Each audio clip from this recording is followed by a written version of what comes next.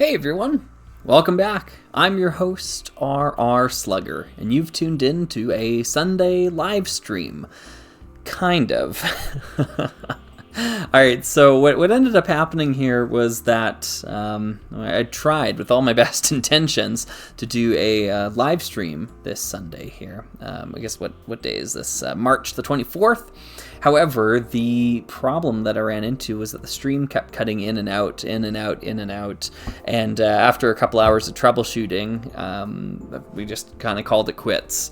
So what some folks were saying I should try doing here, or that they would be interested in seeing, is I'll just record the stuff that I was going to build anyways, and then just upload that as a separate video. And yeah, so that's what we'll do here.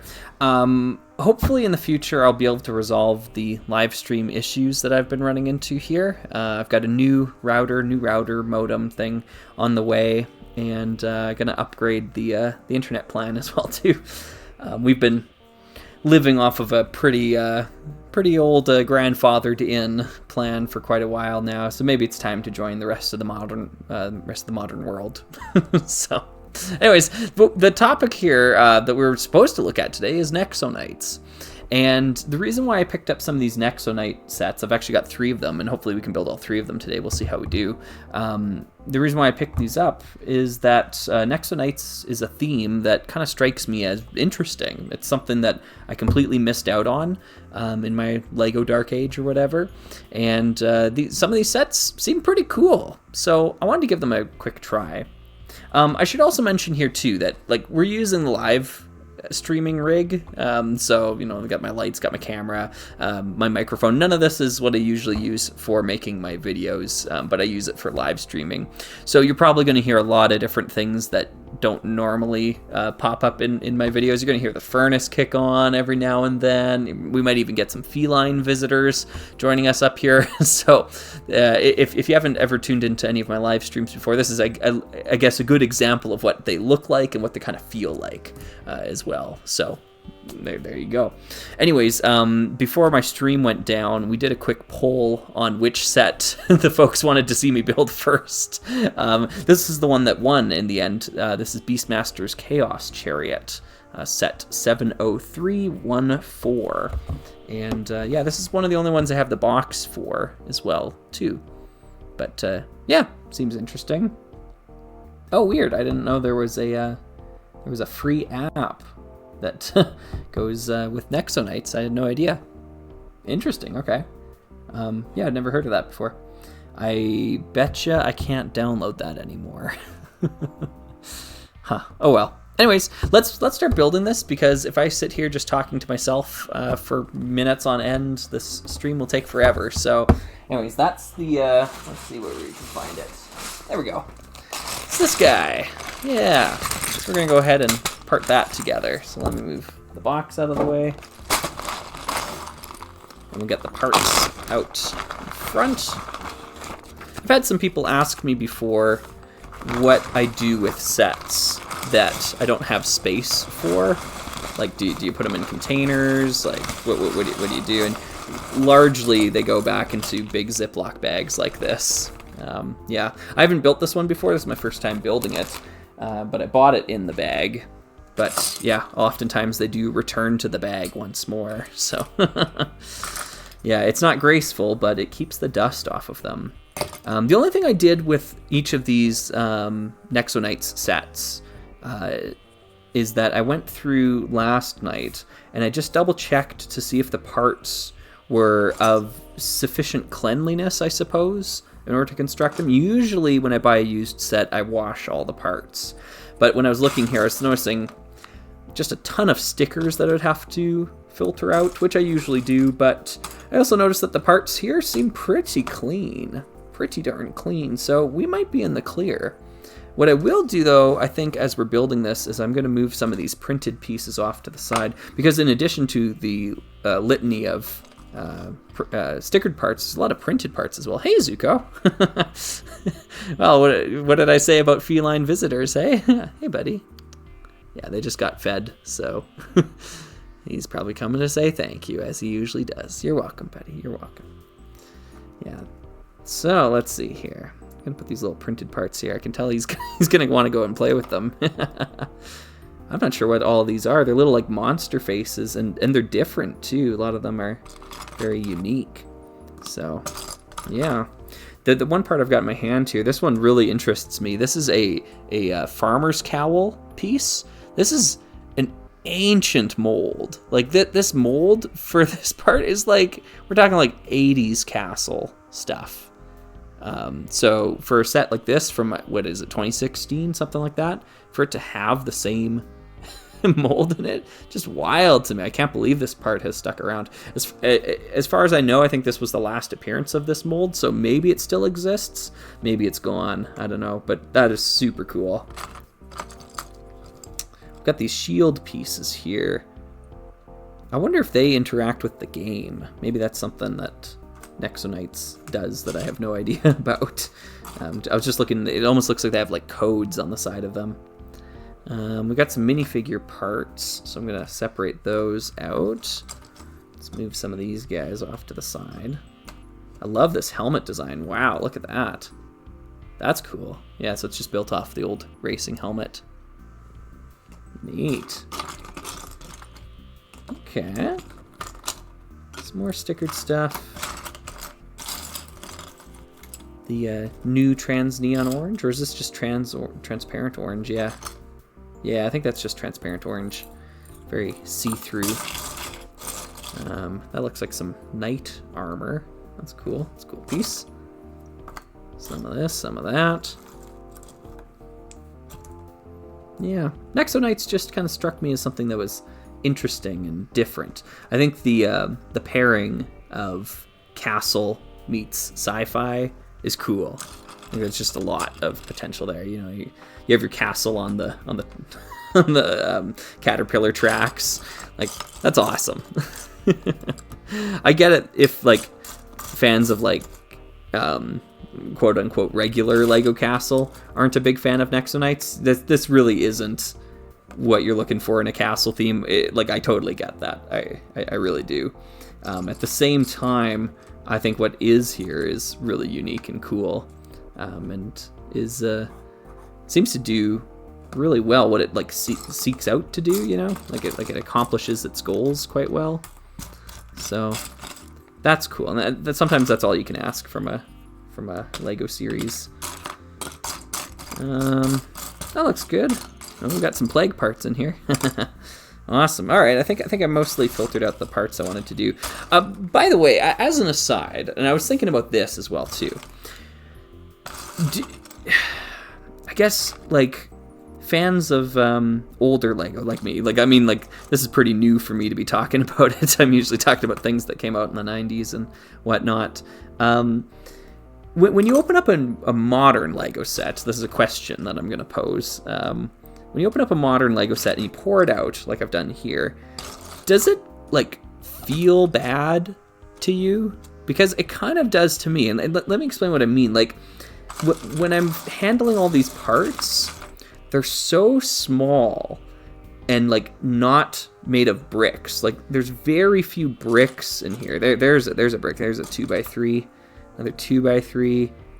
That's kind of it. Like, yeah, like there's a couple, but like this kind of feels like mush to me. You know, like there's so many little Technics things and little tiny plates and these stupid things with the soft what are these called, like slope tiles or something like that, or curved tiles. Yeah, like it just kind of feels mushy to me, and it doesn't really feel very Lego-like.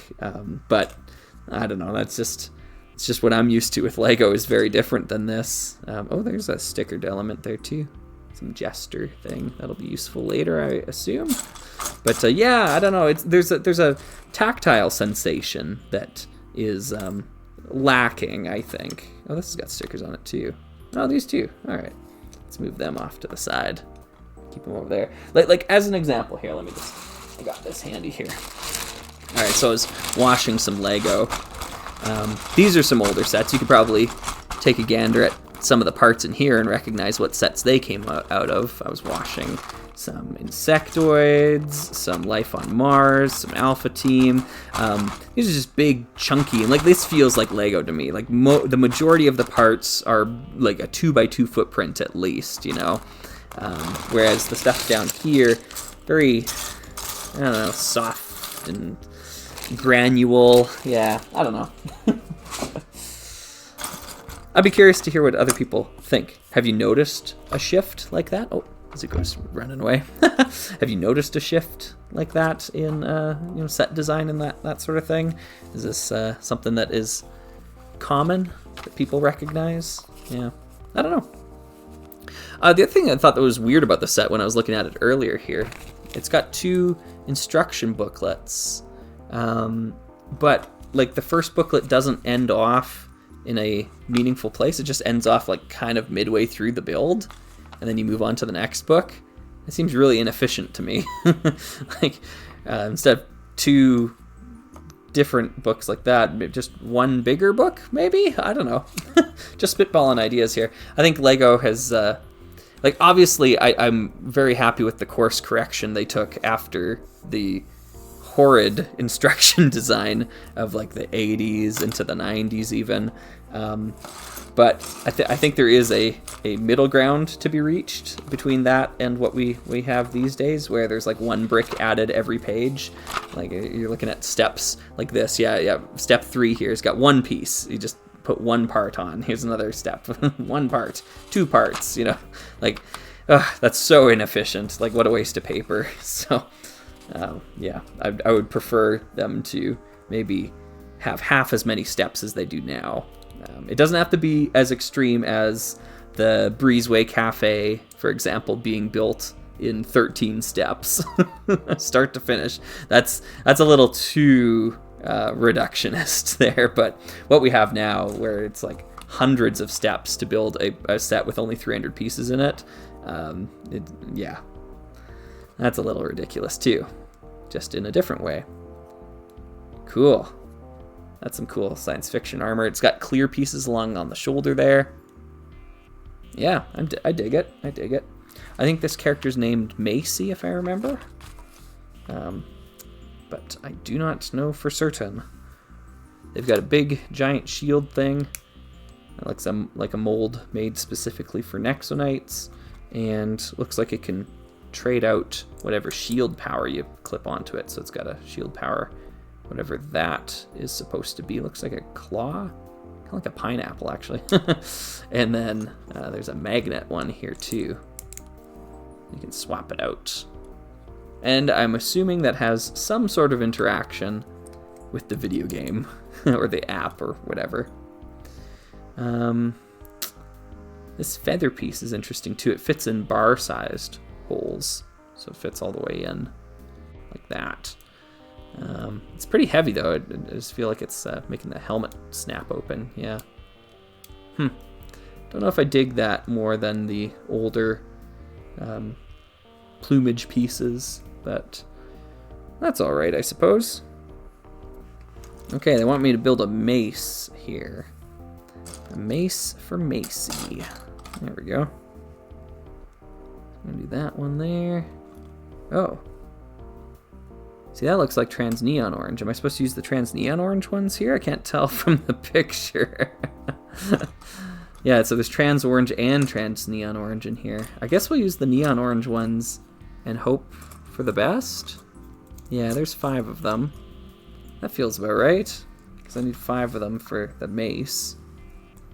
So we'll set them out here. 1, 2, 3,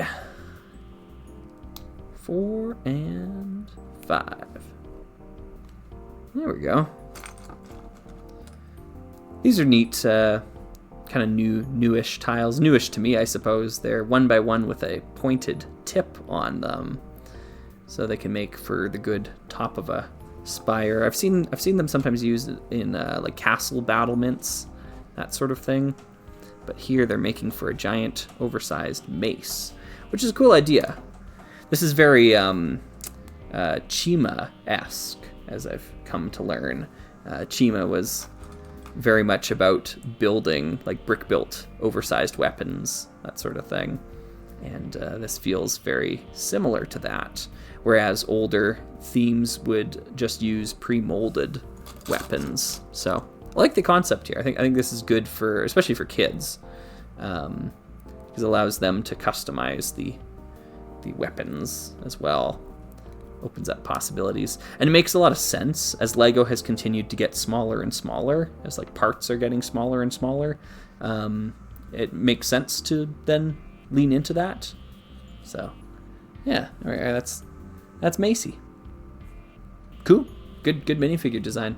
Love the look of the armor. The printing's really spot on. I love the, like, looks like she's missing a tooth or something on her face print, so that's awesome. It gives her a lot of character. And then we've got the Beastmaster. Oops. Oh well. I guess with all the armor, it's gonna be tough to stand, or with all the weapons, I should say. There we go. There's the Beastmaster. Oh, he's got multiple faces too. Yeah, he almost looks like he's missing a tooth as well. I'll give him the smiley one here. He dresses like he's a Mad Max villain.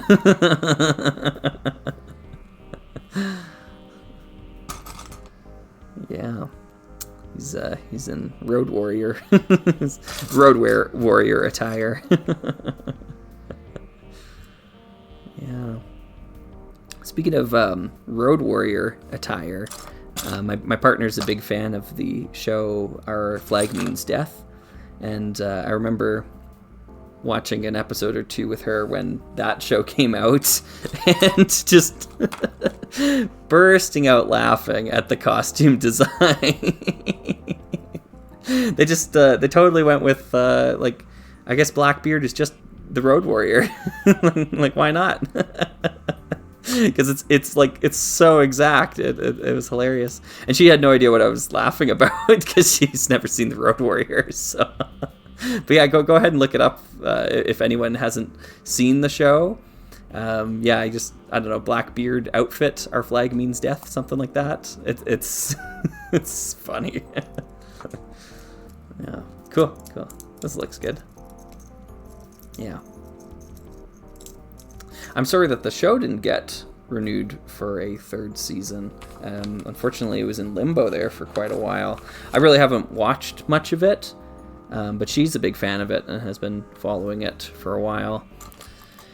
And yeah, they canceled it after season 2, even though they had kind of planned it to be a 3-season story, which sounds like a real tragedy, honestly. And it just wasn't picked up by another network or anything. It'd be like Avatar: The Last Airbender, only getting 2 seasons. Like, wow, leave it on a cliffhanger. This is a cool new book design. I'm used to the old, like, Harry Potter books, but this one's kind of cool too. It has a panel piece, and you can put a brick in there, and it's got a way to hang on to it with a bar connection. I have no idea what significance this has in the lore of Nexo Knights. So if you are a Nexo Knights expert, a nexpert maybe, you can let me know what this means in the comment section. That'd be great.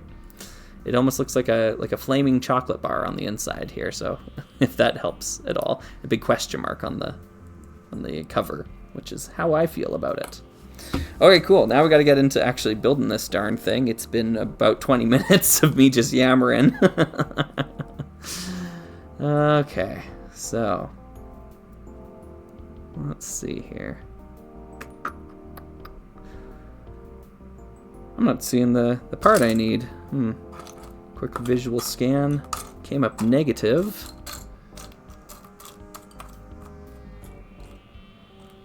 That's similar. I need this, but facing the other way, and it's supposed to be in light gray. Oh, there it is. Whew, that's a tricky piece to spot. I saw that one earlier. I always get this whenever I build these modern sets. It's just parts I've never seen before. And for a long time, I just thought that modern sets used a ton of specialized pieces.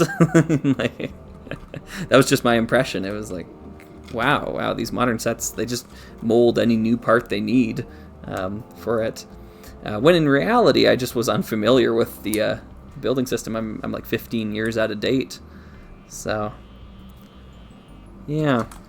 That being said, there definitely is a discussion to be had, and I've definitely had this discussion with folks before, about the idea of there just being a whole lot of new pieces these days. It seems like every month there's new parts being released with sets. And they almost always have something in common, which is they're almost always tiny, like something that fits in a 1x1 footprint. And yeah, that to me just kind of signifies how Lego's getting smaller and smaller and smaller with the builds. And in order to kind of compensate for that, the sets that are big have thousands of pieces in them now, and as such can charge a lot of money for those ones. There's a new D&D themed set that's coming out, but yeah, I kid you not, it's almost $400 Canadian to get it. So I don't think I'll be getting it. That's so much money to spend on a Lego set that is like brand new. It's not like it's a retired set that you can't buy anymore. It's starting at that price, so heaven help us, like how expensive that's gonna be in 20 years from now. Oy vey. Okay, that's some cool part usage there. Oh, more.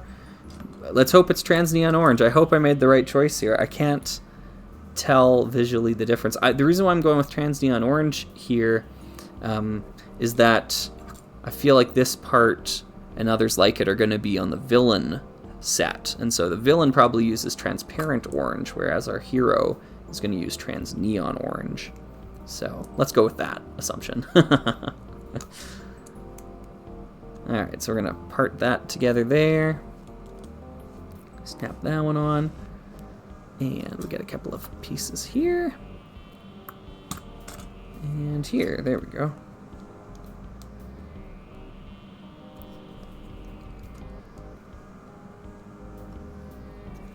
Okay. Oh, angled slopes. Yeah, these are cool parts. Yeah. I mean, I'm at the point where I'll take anything that's got a hard edge slope on it. It's not a curved slope. So these are cool. They're useful.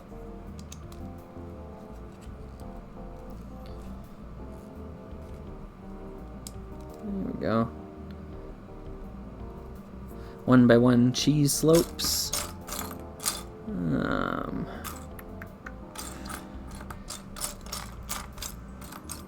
1x1 cheese slopes, pretty easy to lose in all this.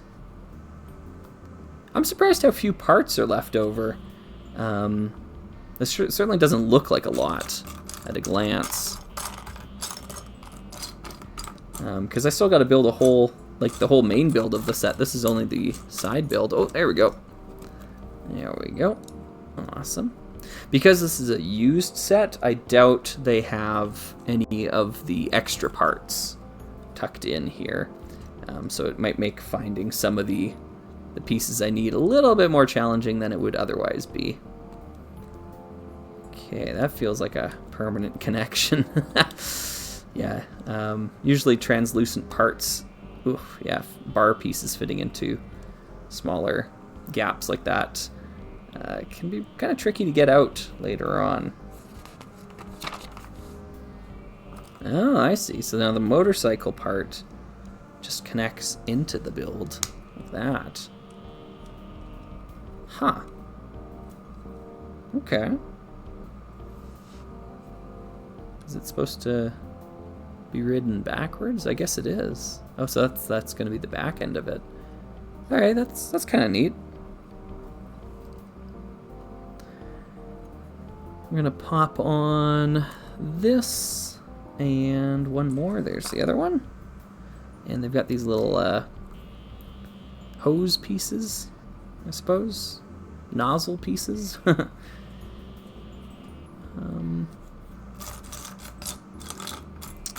not seeing. There we go. There we go. So put those together as well here too.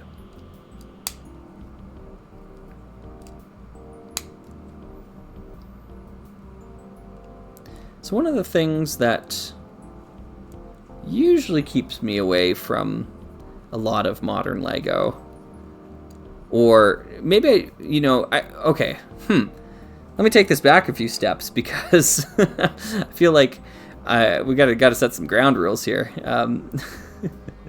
So I was, gosh, what video was I talking about this in? Hey, Z, yeah. I was talking about old Lego. I think I used the phrase old Lego in one of my videos, and someone in the comments section chimed in, and something about, oh yeah, I was talking about the part quality or something of old Lego just being kind of like better, a bit more snappy, that sort of thing. And the person that chimed in said, well, no, I don't think old Lego really had that much better part quality. As an example, 2009's lime joints from Bionicle were always breaking, and I had to kind of oh, hey Zuko, I had to kind of like go, whoa, hold up, you know. We can't we gotta come to some agreement here on what defines old Lego, because to me 2009, that's after my Lego Dark Age. Like I was done collecting Lego at that point in time.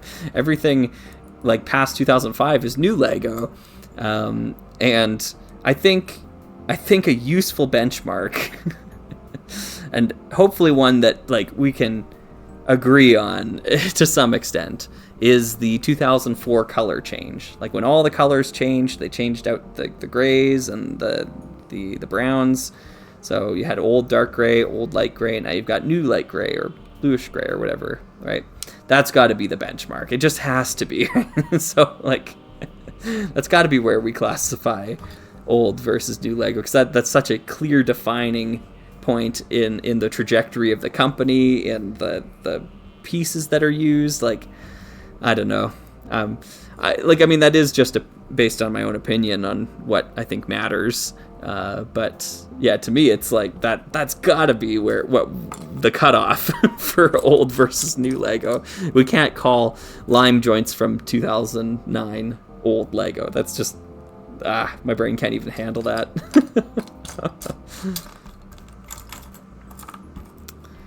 Anyways, that was a bit of a tangent there.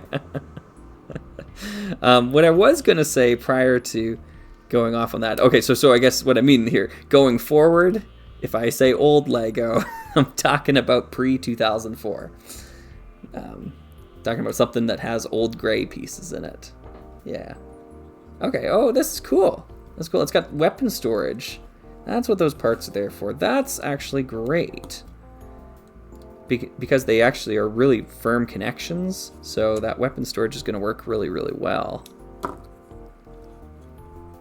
So, yeah, the shield has to point forward. That's not a big deal. That's cool. And then where's the person sit? Oh, they sit here. Okay. And they lean forward. Gotcha. And then they can grab the handles. There we go. Yep. Yep, that's pretty good. Works pretty good.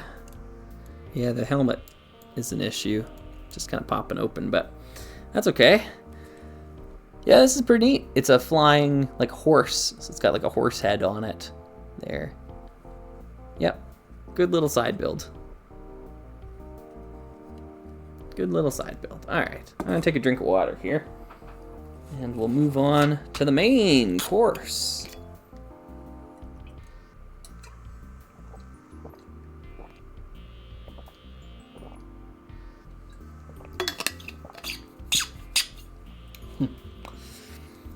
All right, well, we're making good time if it's taking me a half hour to build a minifigure and a horse.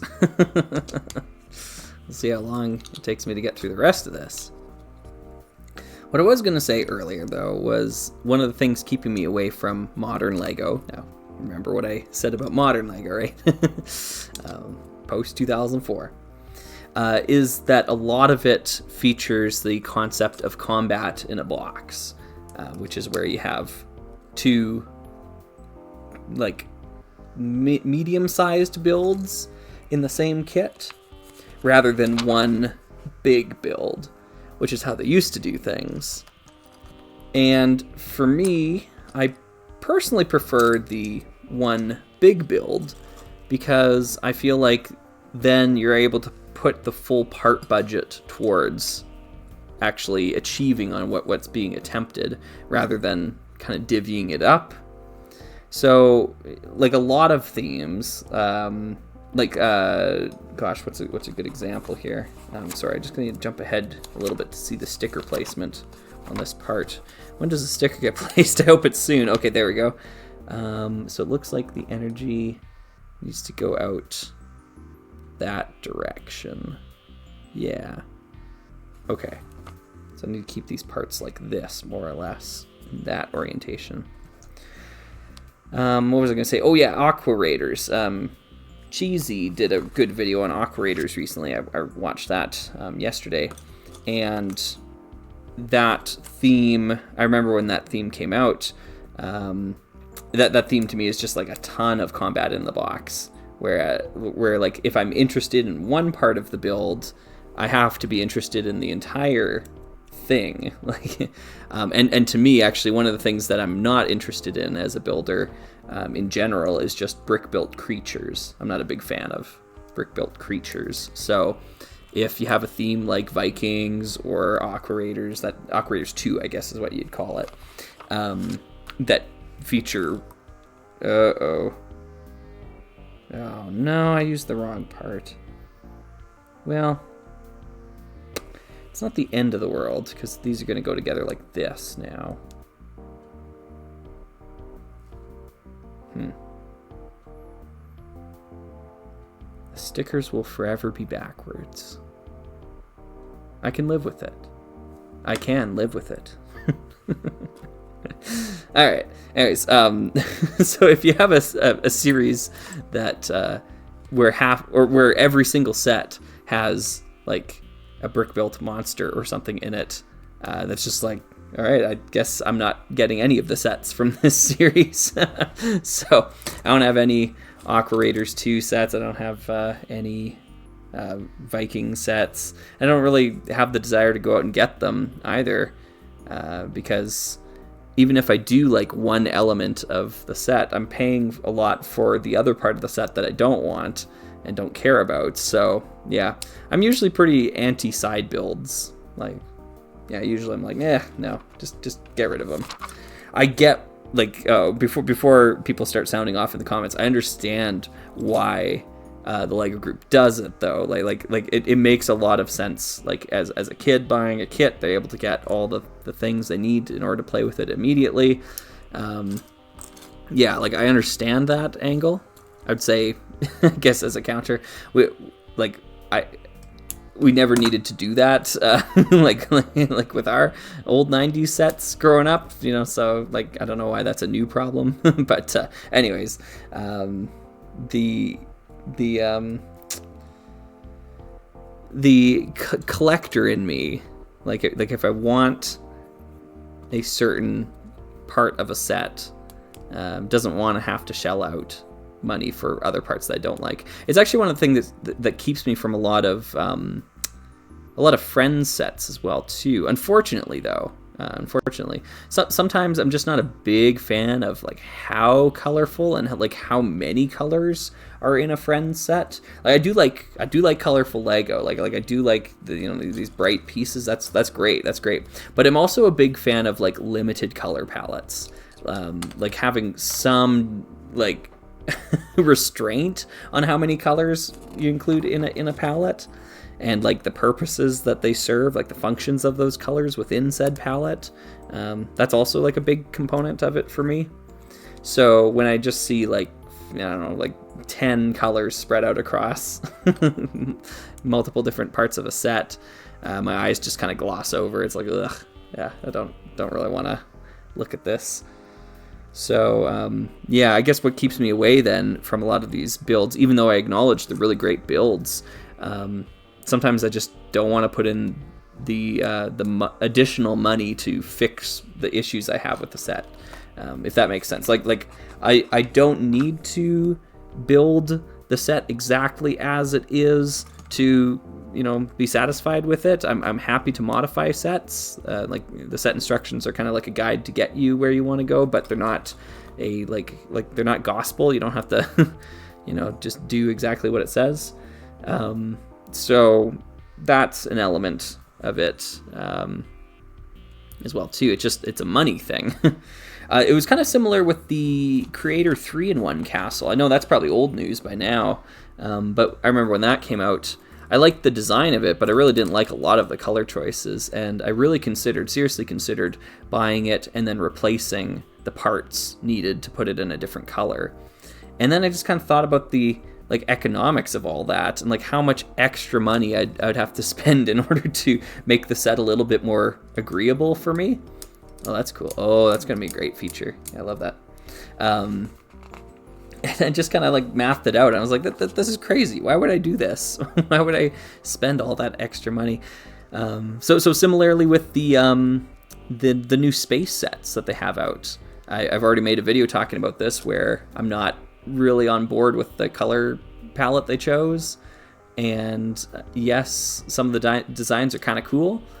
But I also don't want to spend a whole lot of extra money to quote unquote fix the designs, so kind of get into that gray area where I wish it was better. I wish it was the way I wanted it to be. And yes, I have the ability to change it if I so desire. But sometimes it just doesn't make monetary sense to do that. When I could spend the money on a different Lego kit that would make me more happy, I suppose, or that I'm more happy with. Yeah. Not sure if any of that's making any sense, but that's kind of where I'm at with regards to that stuff. Let's stick these bolts on. It's almost like they're rivets or something here. It's kind of cool. Cool design work. So far, with this kit that I'm building right now, the color scheme, I dig it. This is a cool color scheme. Dark brown is oh yeah, don't eat that. Dark brown's a really, really cool color. Yeah, I really enjoy dark brown. I think that's a great addition. It looks great with old dark gray. It looks great with old brown. Yeah, it's a very versatile color. So I'd like to get more parts in that particular color, more basic parts, and start mixing it in as a sort of pseudo replacement, because it kind of retains some of the grunginess that I like from old dark gray, whereas the new dark gray is very sterile, sterilized. So yeah, I'm looking for one more of these little. Oh, there it is. Nice. Cool. We're almost done book 1 here, which is good. Moving along at a steady pace. Nice, getting some use out of these corner slopes. Love to see it. Love to see it. Sign me up for some more slopes, please. Nice. Yellow 2x2 brick. 1 of 1. I'll just tuck that in there. And then the Technic frame construction. Technic frame construction.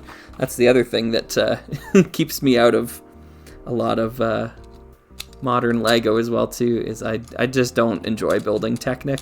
My fingers hurt after doing it. Maybe I need to toughen up. Sorry, buddy. I'm gonna grab that from you. Might just need to toughen up my fingers a little bit. But yeah, it makes things a pain to disassemble as well too. Yes, I know it's for rigidity. It makes the kits a lot more stable than they used to be.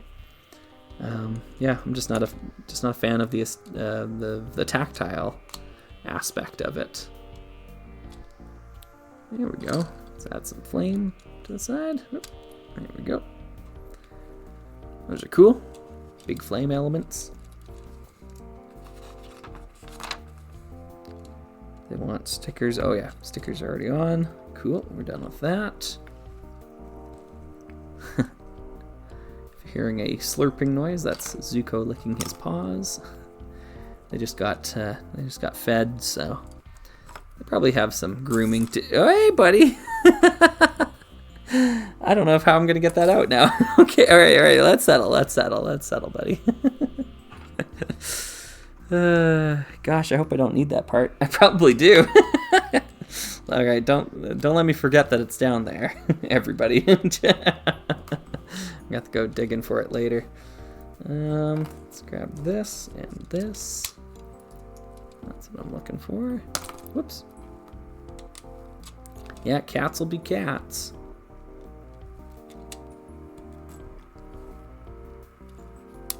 One, two, and then they want these 2x6s. Yeah, that's the right spot. Put that there. And that one there. Yeah. Okay. Getting pretty close to the end of the book here. Got a couple of dark red pieces. These are the only dark red pieces in the whole set, I think. Huh. I don't like that. I don't like when color schemes randomly include a part of a totally different color that isn't anywhere else in the set. These should just be regular red if you're gonna do that. So weird. Okay, cool. That's book one. Get that out of the way. Wow, there's a lot of characters. Holy moly. It's pretty wild.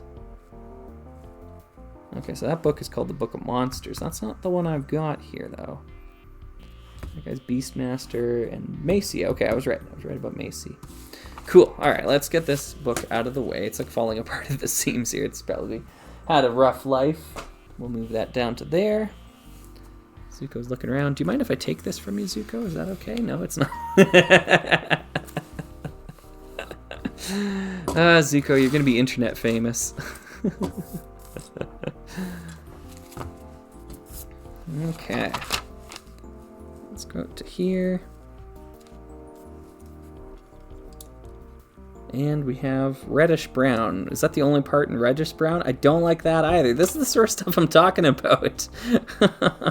That's annoying. So these parts should be the same color. These should be red, and this should be red too, honestly, if you're gonna do that. Yeah. So that's just gonna look distracting, out of place, like it's the wrong part in the kit. Okay, a couple of stickered elements. Their stickers are very similar, but which one goes on which side? And should I care at this point, because I'm already wrong on the other one. Let's tuck that onto there. There we go.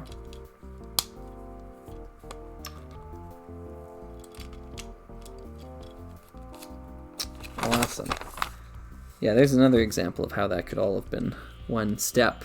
I'm already like building a couple steps ahead because I was like, oh yeah, I got it, you know.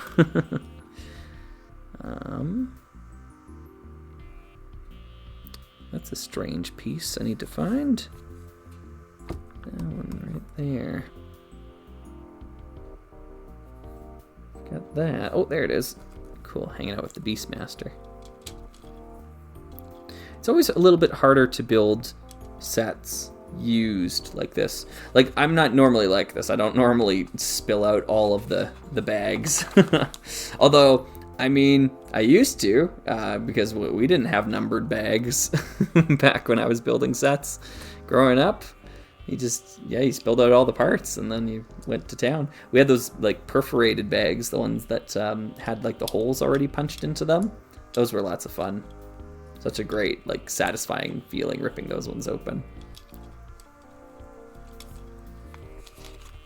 But yeah, spilling out all the parts like this does make it a little bit more challenging to find what you're looking for when you want to find it.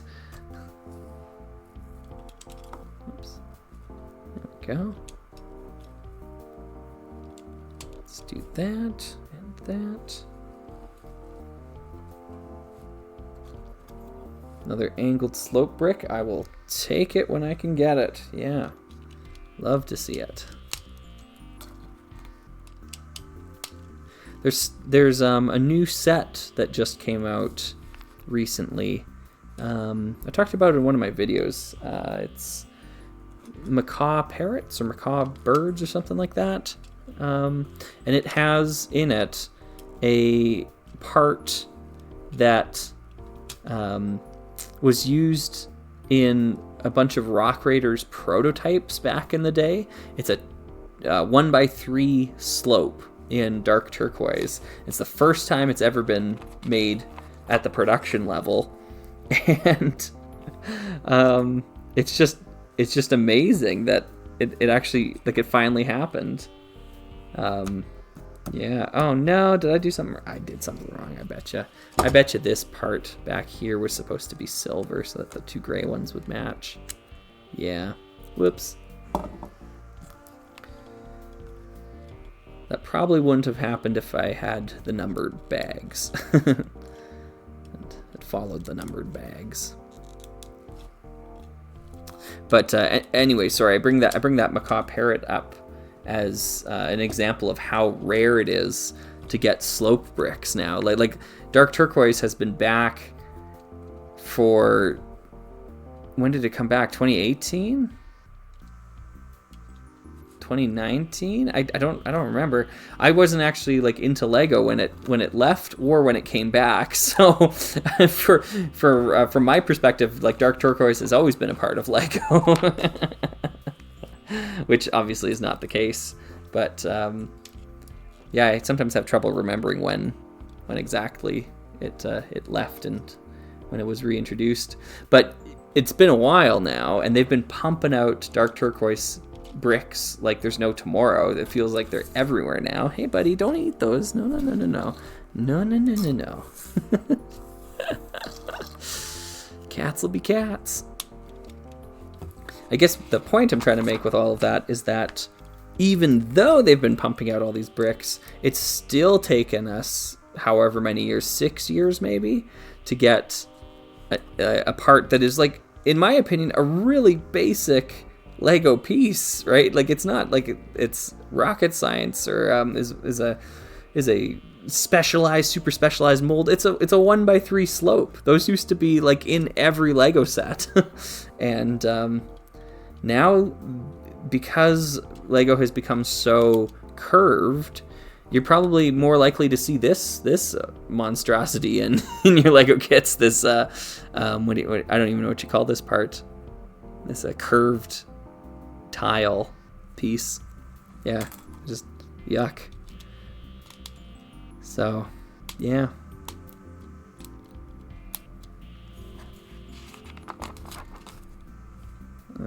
Okay, we're getting to the catapult part here, using tons of Technic construction, which seems unnecessary, but maybe there's something I'm missing about it. Okay.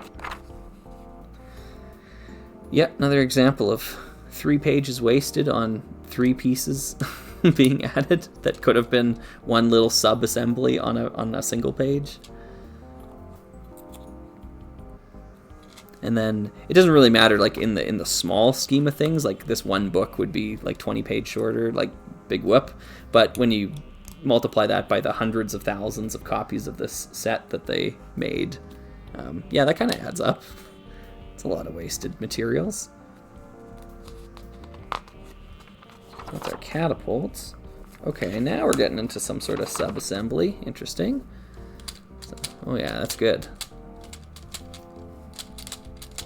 That's gonna work really well. Yeah. Okay, cool. Well, let's leave that with Zuko for now. And we're gonna continue onwards and upwards. I mean, one innovation that I really do appreciate in more modern instruction booklets is the telling you what parts are in each step. The majority of sets that I grew up with did not have that, that's for sure. So that's a nice feature. It was tough to build a lot of those older Lego sets as a result. And as a kid, I felt like I guess, oh, nice, ×2. Okay, we are saving paper. Good. All right, let's go back. As a kid, I always thought it was me. Like, thought, wow. Because I always remembered, like, having to go back a few steps and try to figure out, okay, well, where...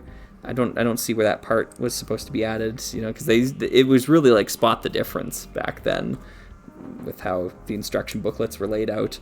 It was really horrible. Like, I mean, it was just a really bad setup. And then coming back to it as an adult, like when I first got back into Lego around 2019, 2020, that sort of time, I remember going back and building some of those old sets using those instructions and realizing, oh, no, it wasn't just that I was a dumb kid. These are legitimately bad instructions. I felt like I was being gaslit by the Lego group back then. Sorry, kid, you're too dumb for Lego. There we go. The misalignment of this sticker is going to be bothersome. So that's... I don't know if that's salvageable or not. What do you think, Zuko? Yeah, maybe. It's going to lead to a lot of issues if I leave it the way it is. So, let's... Ooh. Oh, that's not a good feeling. Ah! It felt very papery there for a second, so I panicked. But no, it is a plastic-backed sticker. We should be okay. Okay. So now, we align it. Oh, here's a pro tip. There we go. Align it off of something that isn't on a turntable before you put the sticker on. And we should do the whole brick separator trick, too. There you go.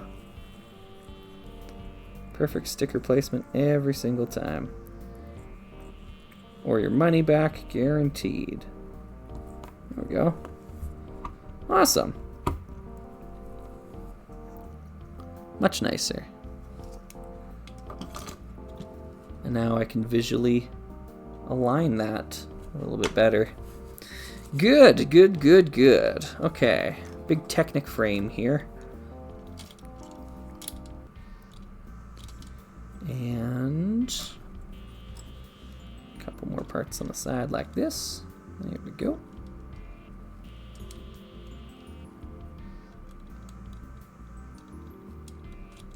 There we go. Cool. Okay. The other night, maybe last night, even? Here you go, Zuko. I'll give that back to you. I was working on the script for the next Orient Expedition episode, the Temple of Mount Everest. And as I was doing so, I was thinking about, how the construction of the model is, let's say.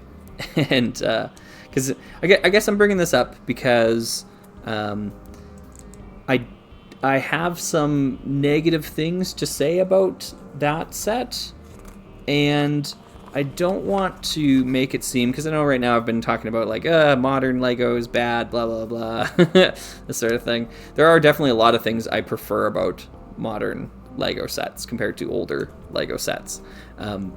And there are a number of things in older Lego sets that I'm not a fan of as well. I do have biases, of course. And if I had to pick, if you had to say, okay, would you prefer to buy a random set from the 90s or a random set from the 2010s or something, I would obviously choose the 90s.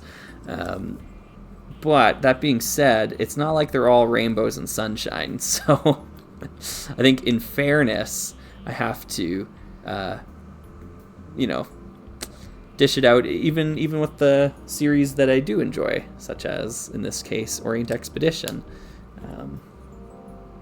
Temple of Mount Everest, it like, I'll get into more detail, like, in the video itself, but it's Orient Expedition on a budget, and you have to understand that going into that set, I think.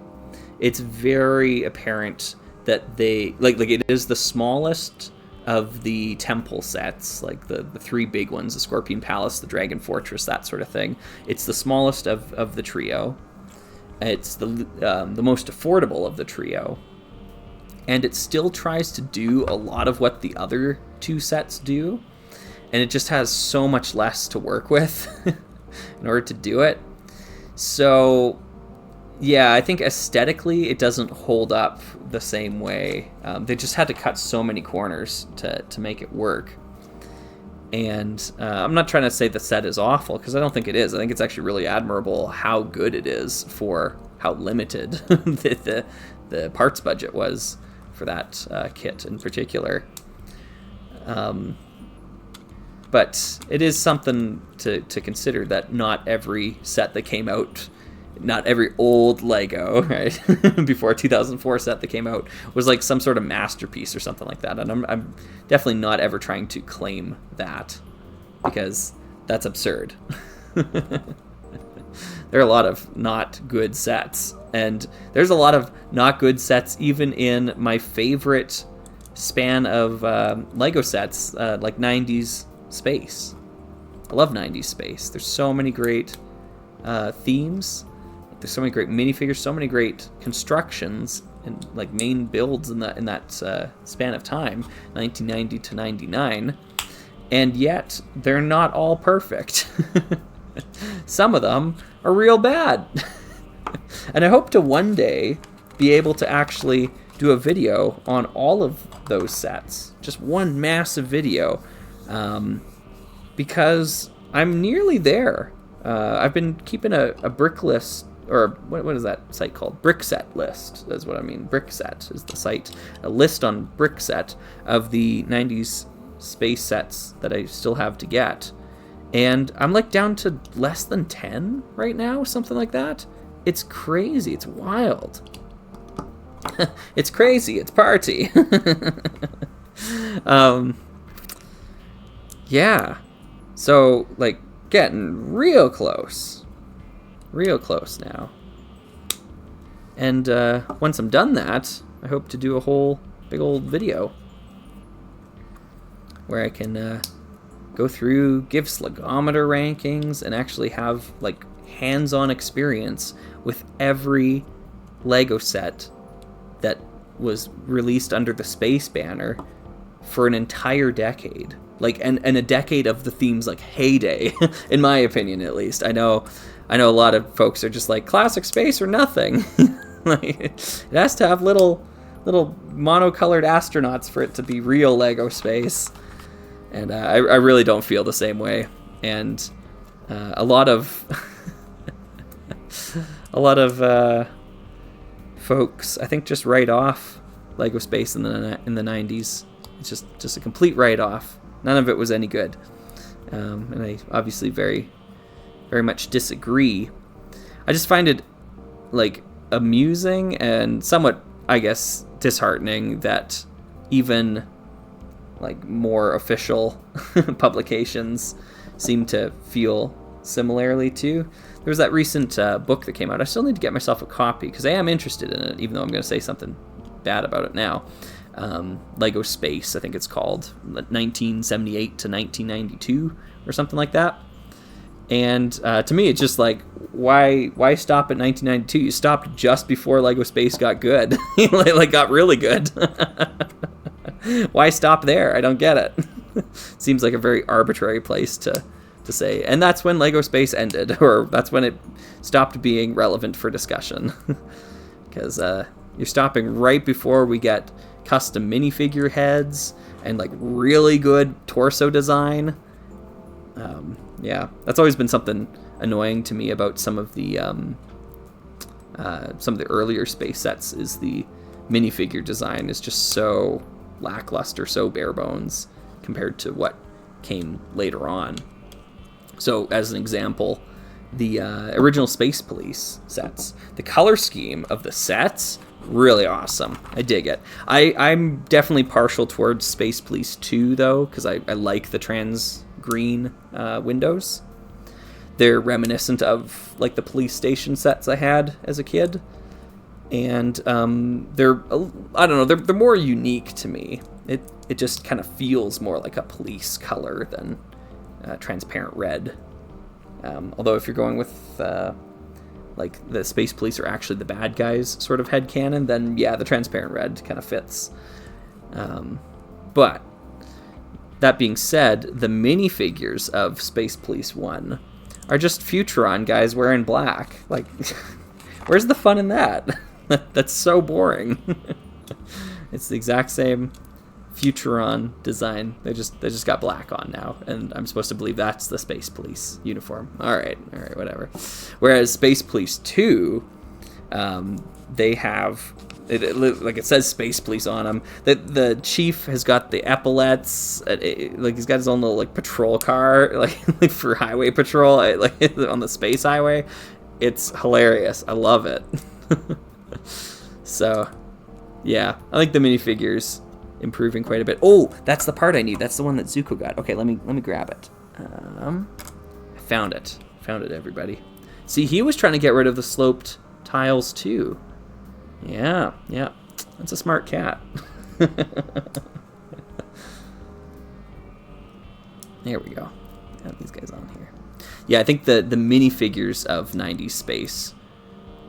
Well, I mean, like some of 90s Space, like if we talk about UFO, for example, UFO or insectoids, those minifigures, they're some of the best LEGO has ever made, like from any series. They're so detailed, so immaculate, and they're so different as well, too. It's such a huge variety in designs between them. Yeah, like, I don't know. That's just some of the best. And if you're going to make a LEGO space book, like the definitive LEGO space book or something, and not pay proper respect to those designs, I don't know. I think we're missing the plot on that. Instead, we're gonna spend some time talking about the decade in which LEGO had like black and white ships, and that's black, white, and blue, you know, and that's all they made for a decade. Yeah, I don't know. I exaggerate, of course. I don't think the 80s were devoid of good designs. There was a lot of really cool sets in 80s space. I like LEGO Space. It's great. I even like the classic space stuff too. I know I was talking poorly of it earlier, but I really do enjoy it. I think I'm missing one piece here, unless I dropped it. Did I drop a piece earlier? I don't remember. Doesn't look like it. Oh well, it's one of these, I don't even call that, slope with grill slope. Yeah, and then how does that go in? Oh, I see, okay. And then those go onto the end, the chains go onto that, and these lean back with the, okay. I'm understanding the principles here. Let's see if we can put it all together here. I understand I'm just missing this part, which is too bad. I don't see it kicking around here. Unless Zuko got a hold of it earlier, but I don't think he did. I think it's just gone. That's okay. We'll get a replacement eventually. Which one has the open eyes? Yeah. By the way, these two faces are different. One's got open eyes, one's like squinting. That's such a good, cool decision. It adds, like, I know it's just a small thing, but it adds so much character to the set itself. So you can imagine they both have different personalities, like these two little pod things. That's great. I'm really glad they splurged on the design work there, because I think that matters. This goes through here. Oh, interesting. This isn't going to connect to anything. That'll be interesting, I guess. Okay, this goes through here. Oh, it's already coming apart. Ah!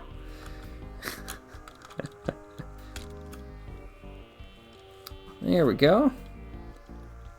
Oh, wait, there was something else. Oh, yeah, these. To attach the chains to. Yeah, you kind of need those parts. Oh, I get it. These are buffers for the... That's so smart. Man, that is so smart. Here I was mocking the empty Technic pins just sticking out, but they're there to stop the mouths from opening up. So clever. What good design too, like efficient. I've got one bushing here. I'm not sure what, like a washer piece. I don't know what to do with that. I wonder where that was supposed to go.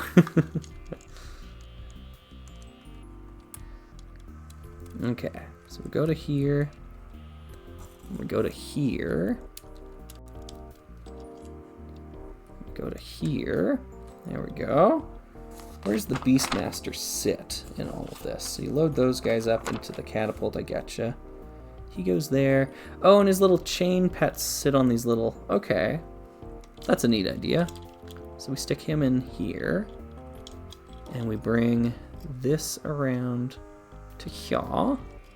And this around to... Whoops. Ah! Oh dear. Oh no. There we go. This one around to here. I guess they're facing the wrong way right now, but that's okay. Okay, oh boy, okay, this is a big one. That is a big set. Cool. Alright, so let's get this play feature working here.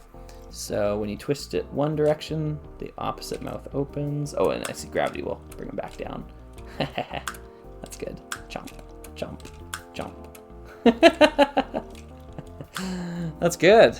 That is good. Yeah, very pod racer-esque, isn't it?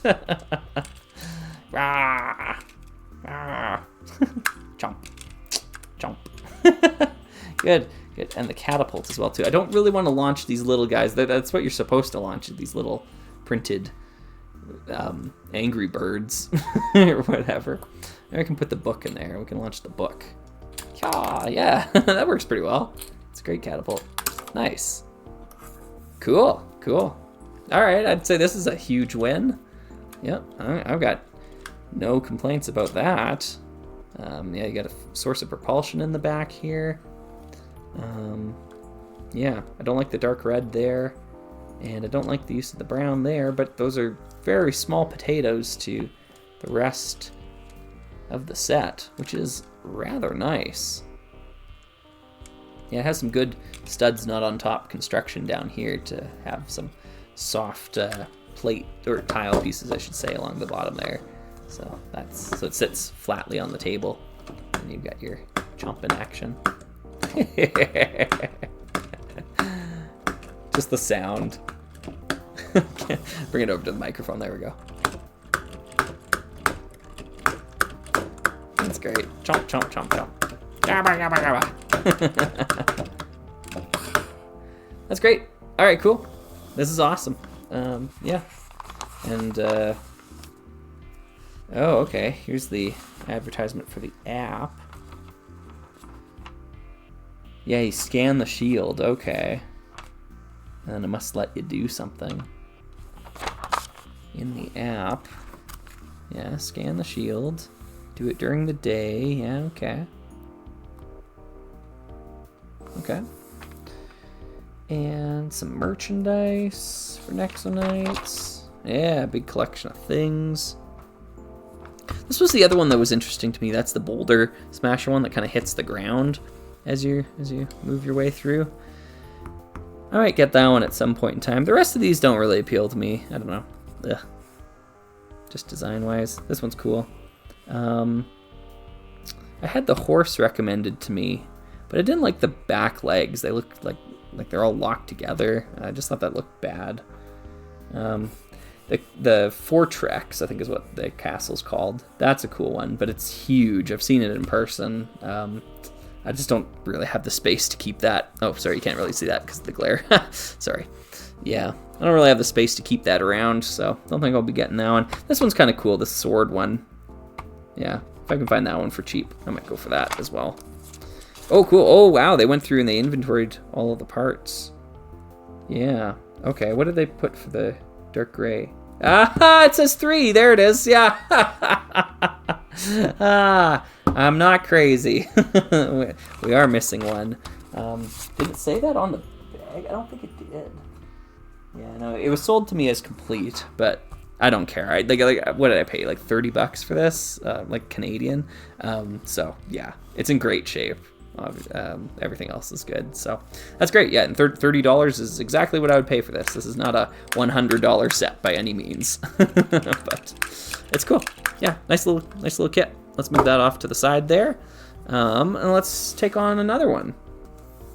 As I take on a drink of water, and I might even pause the recording and jump back in here once I've kind of cleaned things up here.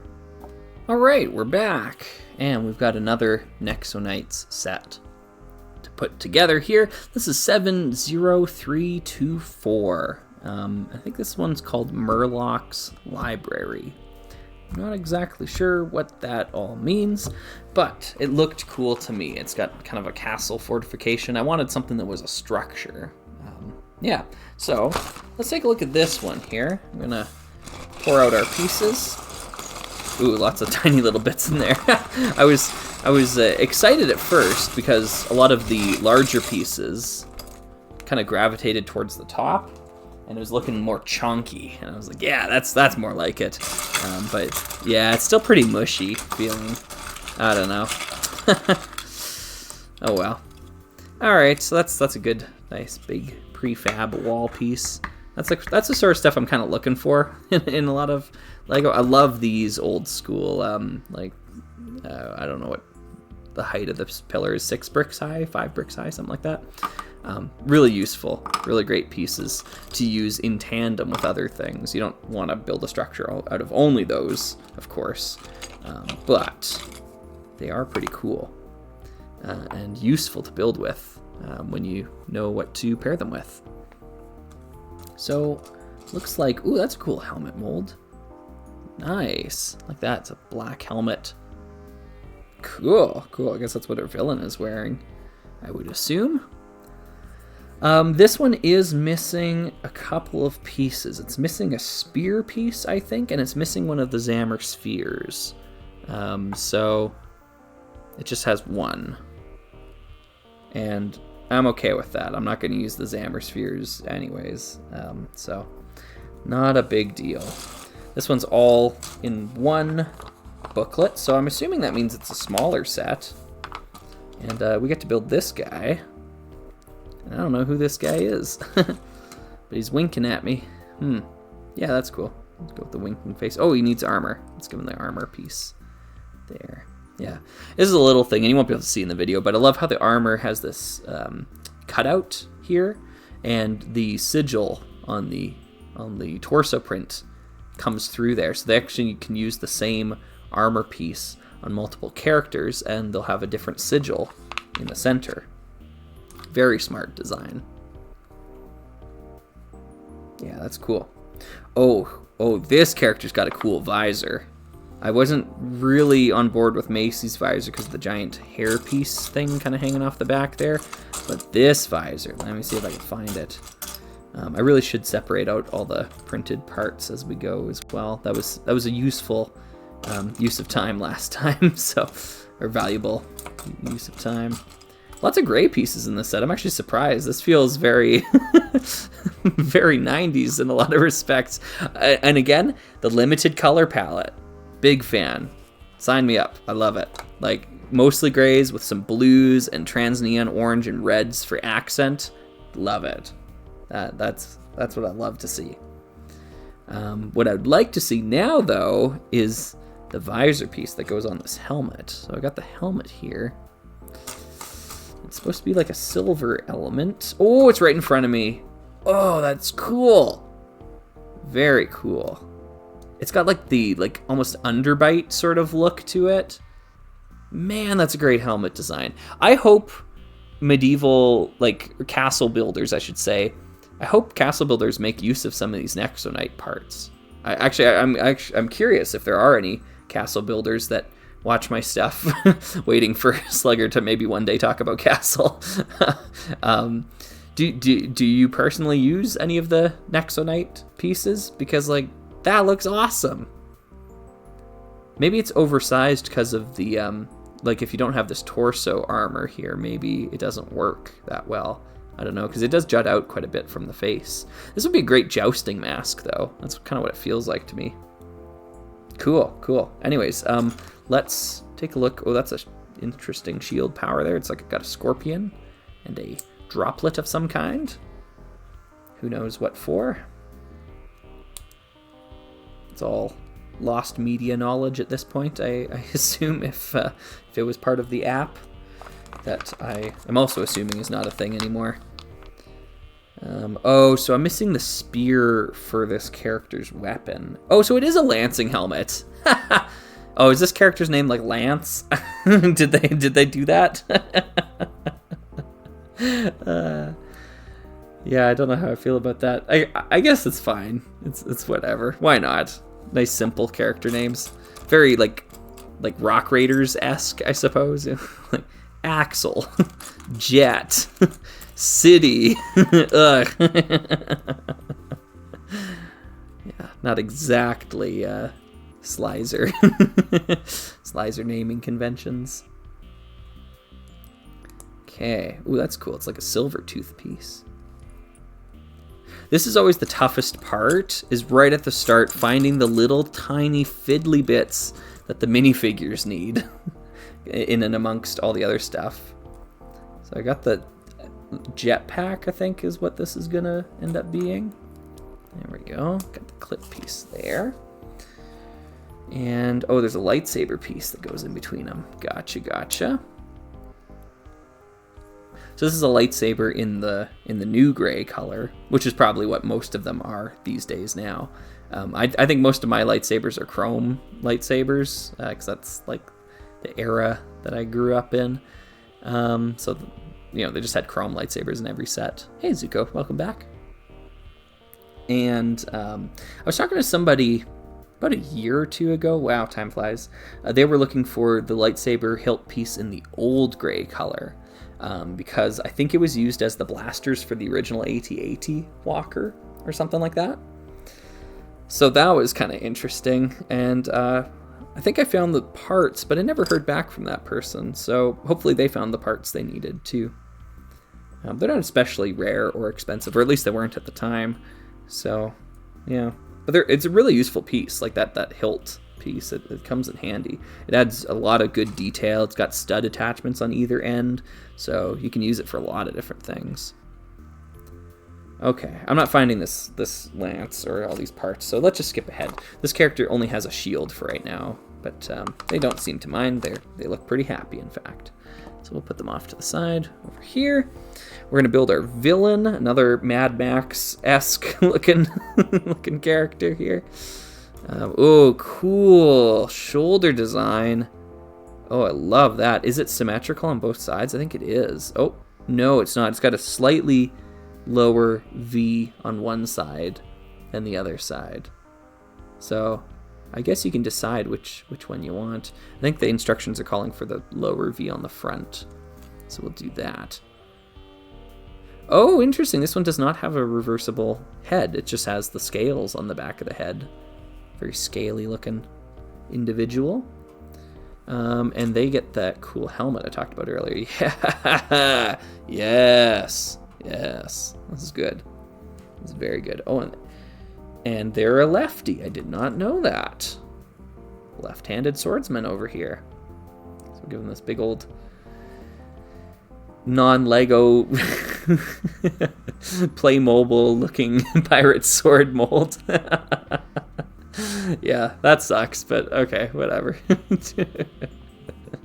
Yeah, it was like the plastic feels non-Lego, and the design work on it visually does not look Lego. So yeah, that just does not look like a Lego piece. That would get thrown out and thrown in the bin with all the other Playmobil toys. All right, put that over there. And then we get a little kid here as well too. I love her hair piece. And I actually really, really like how, oh, whoa, it's like, okay, maybe I don't like it. It's like rubber. Weird, okay. Does she get a reversible head? No, she doesn't. Okay, I don't know who this character is. But what I was going to say is I really, really, really like the way that they've kind of standardized kid faces in Lego these days. They just kind of like smushed the face together a little bit more, and I think it's great. I think it's really awesome. And in fact, for like feminine designs like this, the facial features, I prefer what, I guess, like how they've kind of standardized what they do for like kids that are feminine like that, is that they don't like put on the makeup and like have all the individual eyelashes or anything like that. Like they just have like a little bit of the corner of the eye is just kind of like upturned And it's really effective at communicating the distinction there. And you don't need to go overboard with like the all dolled up look that so many just modern gal characters look like. That I'm just not a, I guess, big personal fan of, because they all start looking very samey when they're all wearing the exact same makeup and they all put on lipstick every time they walk outside the house. Yeah, I don't know. Maybe that's just me, but I definitely preferred the variety of feminine faces previous to the new standardized look that they have. However, that being said, there just weren't a lot of them back then, so yeah, I guess it's you get one or the other. You get like one or so gals in a Lego set or Lego series back then, or now you get a lot of them, but they all look exactly the same because they've got the exact same facial structure and like facial features and everything. So yeah. All right, let's see here. So this is something. Oh, this is the side build. Okay, combat in a box. Remember, Slugger. Combat in a box. Yes, that is the mentality here. We can't have just a castle wall segment. That would be a boring set. We need something to shoot at the castle. That's exciting. There always has to be action. Where is the action? Okay, so pop that onto there. I see. Okay, so all the red and the dark brown is actually going to be taken up in the side build. Interesting. Interesting. I didn't account for that when I was speaking earlier.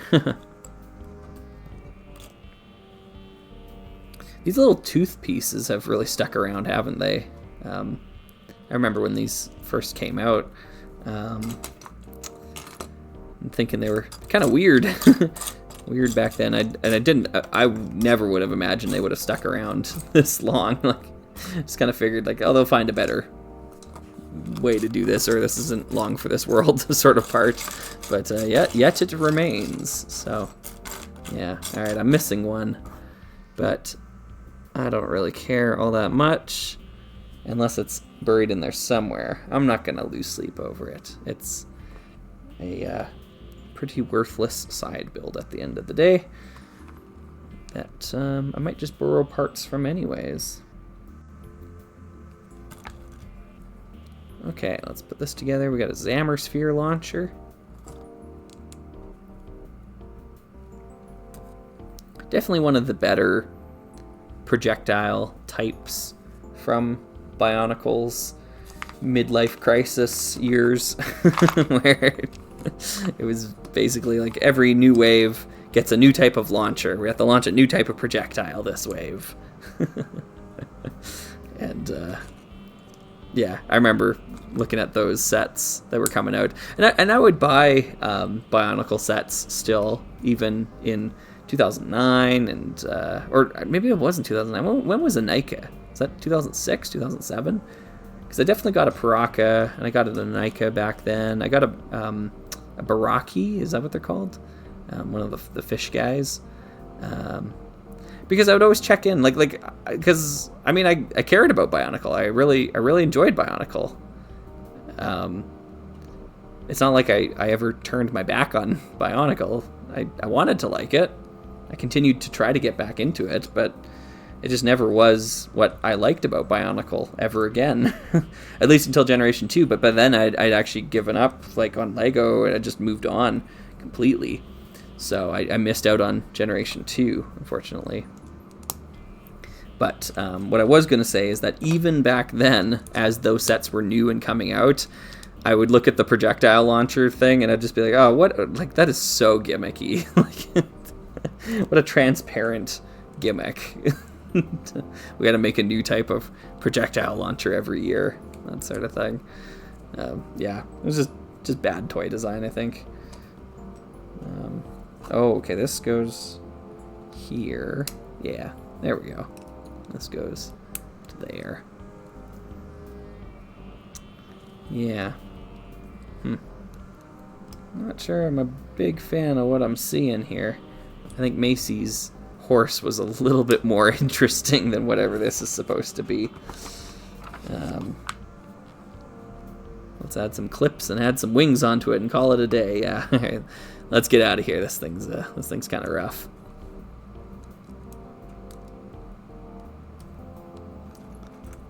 Okay, get the wings on. And then this person is supposed to ride it. It doesn't have weapon storage for the sword, so that's another strike against it. At least as far as I can tell. It doesn't look like it. And it's just got little bat wings. And I guess it's just supposed to fly around and shoot these guys. Pew! Oh, actually, you know what? as soon as I felt the amount of force I was gonna take, this thing's gonna just knock off into the into the abyss. Yeah, let's not do that. Let's not do that. And I guess it's got a mouth. Yeah. All right, that's kind of basically a waste of parts. Let's move on. Let's get to the main attraction here. So that's kind of what I'm talking about when I talk about combat in a box and why I don't like it. Because there's like, I don't know, what was that, 50 pieces? 50 pieces that I bet you when we're done this would have, like, we'll find areas where 50 pieces could have been, like, really helpful in, like, bulking up the detail of the main build, of the reason why you would buy the set, you know. I can't think of a set. Oh, you know what? I can think of a set. Darn it. I was about to say, I can't think of a set that I have ever purchased for the side build. And there's one. There's a Minecraft set that I bought for the magma cube in it. And to this day, I still haven't opened it. I haven't built it yet. Maybe that'll be for like a good proper live stream, a real live stream. One of these days we'll open it up. Okay, so this is better. Here we go. So now we've got what is that? Eight pieces all being added in one step. That's what I'm talking about. You can trust me to figure out 8 pieces in a single step. I don't need to be coddled for one part every step of the way. I think one of the biggest fixes to the instruction setup is just telling me what parts get added every single one. Because one of the huge problems with those old kits from the 90s, at least the instruction booklets from the 90s, was that it was really spot the difference and you had no idea what parts were being added in between steps. So it was just a guessing game. You had to look over the entire model, every single page, and see, okay, what was added here, what was added there, that sort of thing. Yeah, that was no good. Very, very not good. With the advent of more online instructions, and the reason why I'm not using them now is just because I want to have the physical ones here, so I guess you can see where I am at the builds. Although I guess you can't really see this. Maybe it's just flawed logic overall. Anyways, but with the advent of online instructions becoming more and more of a thing, I would like there to be a slider on that where you can set like lots of pieces per step, not lots of pieces per step. That's what Everybody Wins looks like, I think, to me, where we don't have to have debates on what is the right amount of steps to put in a instruction book, or like what's the right amount of parts. Like how obtuse should the instructions be? Because like, yeah, I get the whole like it's instructions. It's not supposed to be difficult. Totally, 100% agree. At the same time, however, this is very wasteful. This is a lot of unnecessary paper being wasted here, and there is something to be said for just being able to trust the builder that they can like get some of this right without needing every single part spelled out. So, yeah. Okay.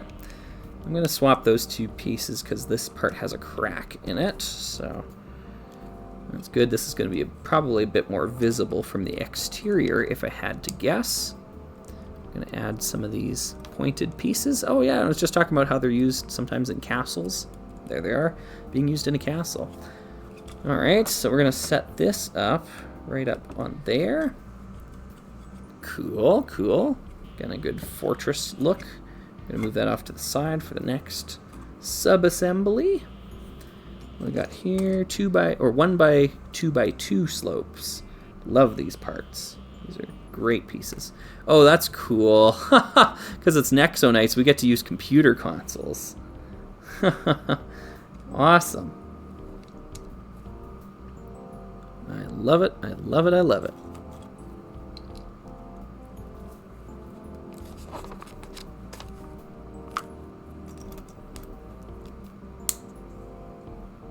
Love the colors being used here as well too. This is a good looking set so far to me. Lots of grays, but not entirely gray. That's an important distinction, I think. And the colors they do use are bright colors, like nice, good highlighted colors. This would be a very different experience if this was all gray and then this was dark blue. That I don't think I would enjoy as much. Which I think is kind of what they did. If I'm not wrong, I think it's kind of what they did with the color direction in like the next wave of Nexo Knights. So they just replaced all the blues with like azures and stuff like that. So yeah, a little less interested in that, I think. Wow, tons of these dark blue jumper plates. Oh, and I suppose these are this is the new design with the stud in the middle, like you can jumper the jumper, more or less. But yeah, these jumper plates used to be Orient Expedition only. That was the only way you could get them back in the day.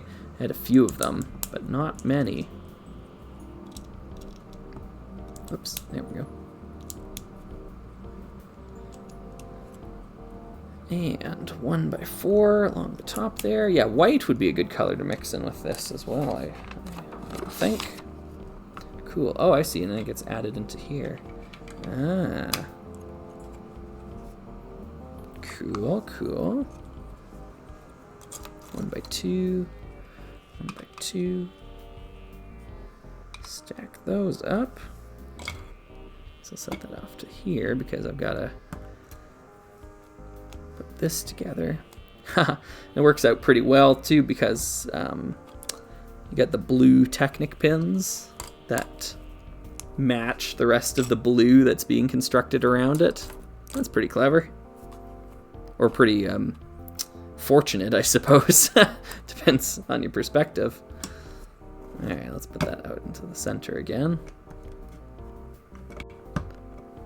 Okay. Now we've got some corner plates. Oops. Going that way and that way. 1 by, or 2 by 3, there it is. Cool.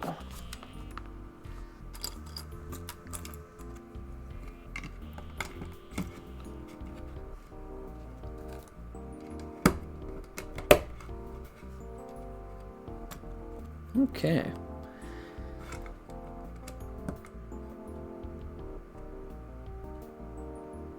There we go. Just trying to get the tiles aligned here. There we go. This is nice and sturdy so far. Yeah, it's like feels solid. Feels good. Okay. Oh, 3 by 3 plates. Yeah, there's that cursed design. Which has kind of become more and more normal now. Yeah, I don't mind these at all, to be honest. I'm just joking when I say cursed design.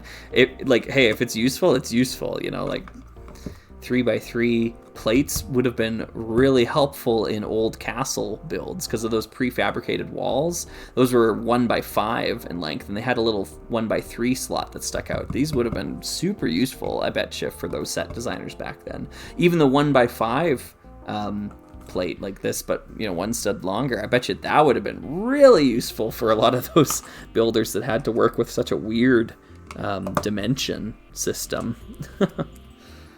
So yeah, like if it's a useful size, I think the part should exist then, right?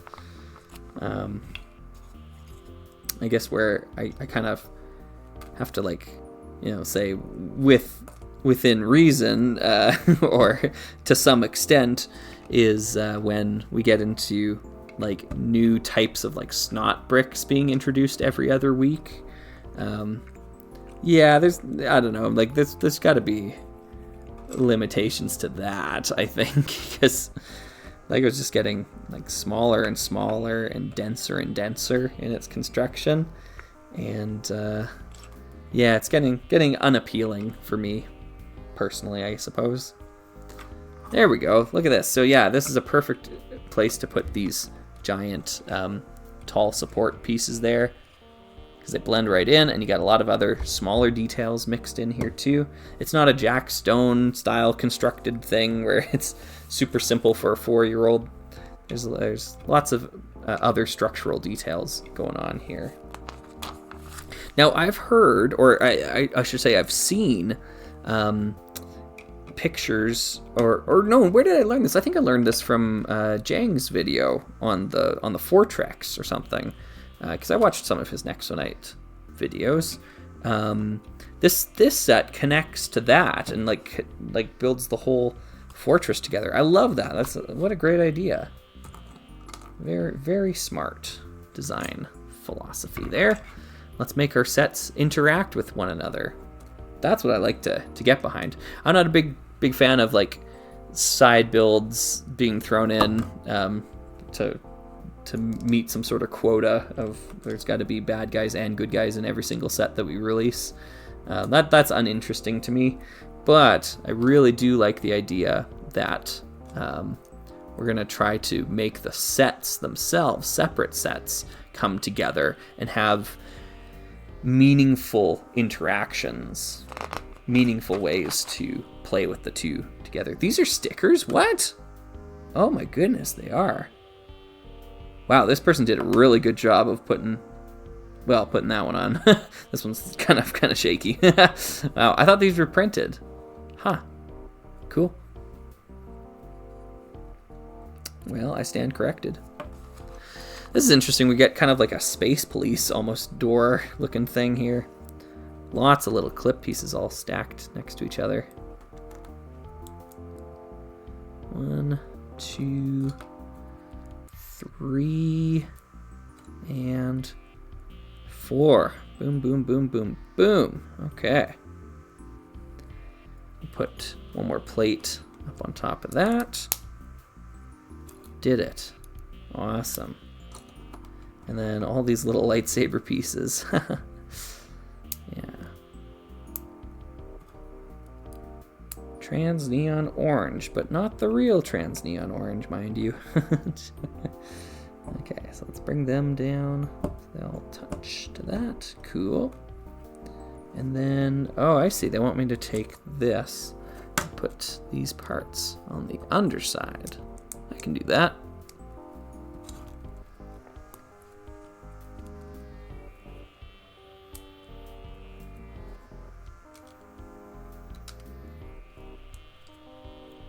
There we go. Yeah, it's a cool window. Cool window design.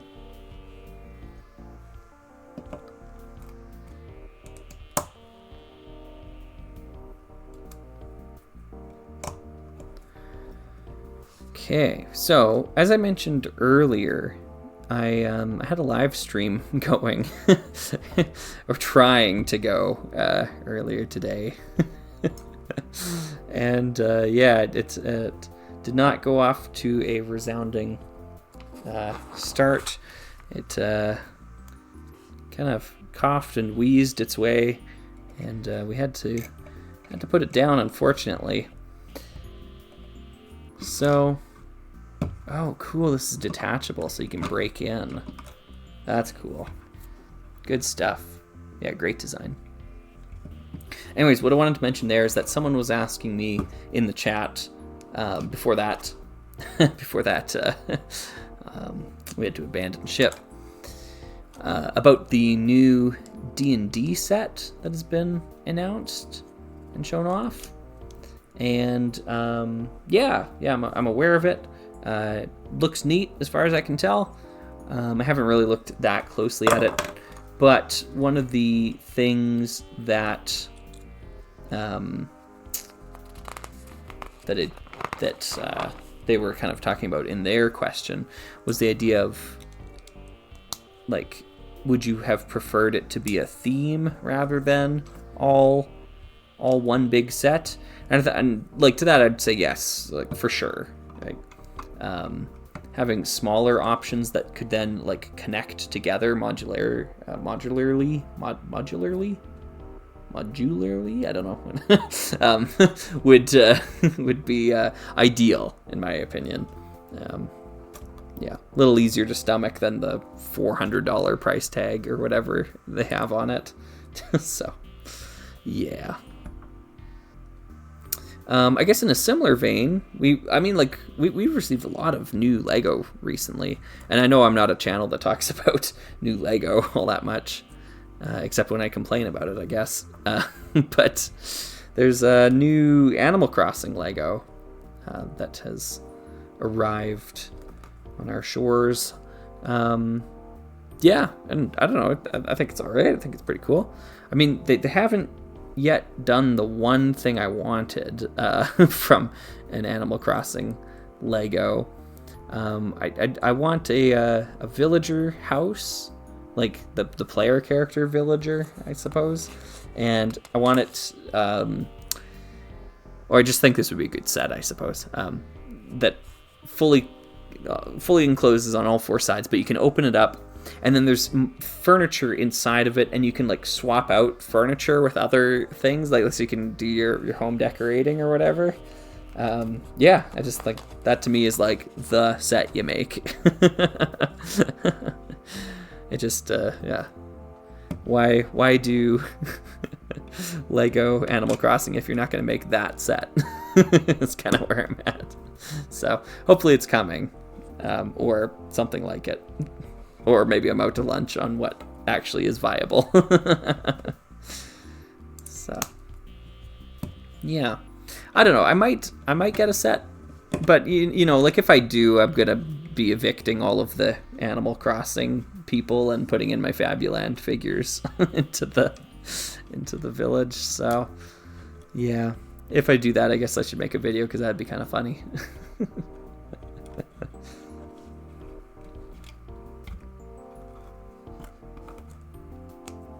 There we go. There we go. And this one. There we go, there we go. Nice.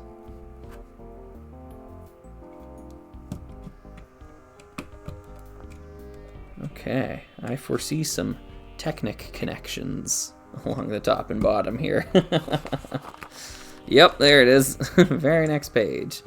Okay, so how low did they go? Oh, they're perfect sized. All right. We can't let kids break this apart. Have to fasten it. Secure it down. Make sure it is indestructible. All right, mission accomplished. The only part we want to come undone is the part we intended. Yeah.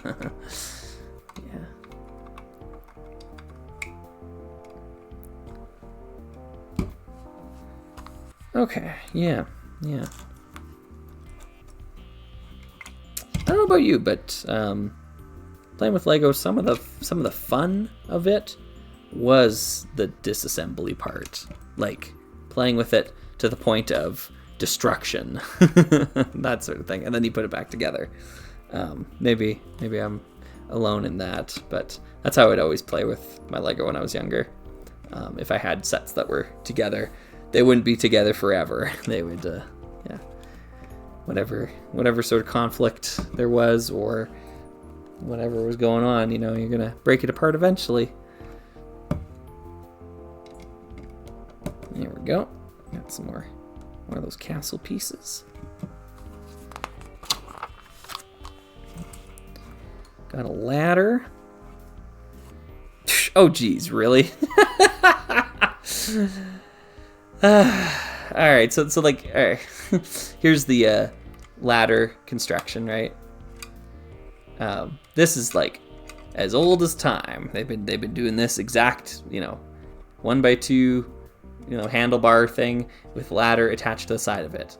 It's great, awesome system, nothing wrong with it. And then this set comes along and gives you another 1x2 curved tile to fasten this down. Like 2 studs of connection isn't enough. We need 3 studs of connection. Nothing comes apart without our permission.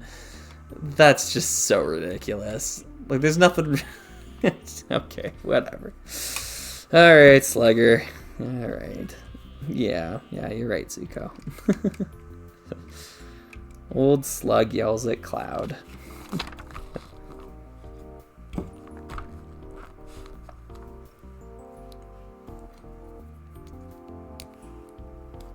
Okay, let's do that and that. And we've got these clip pieces. Yeah, these are kind of interesting parts. Stick those on there. We get our Murloc sticker. I think Murloc's the computer, right? Is that how this goes?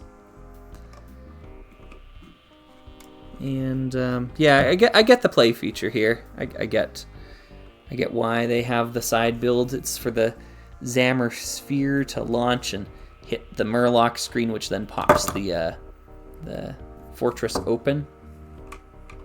Yeah, that's pretty good. And I guess you couldn't do that without a stupid little side build, could you? You're right. I was wrong. Here we go. So now we get to build probably the flimsy parts of the set that really could have utilized those 50 pieces that we wasted on the side build.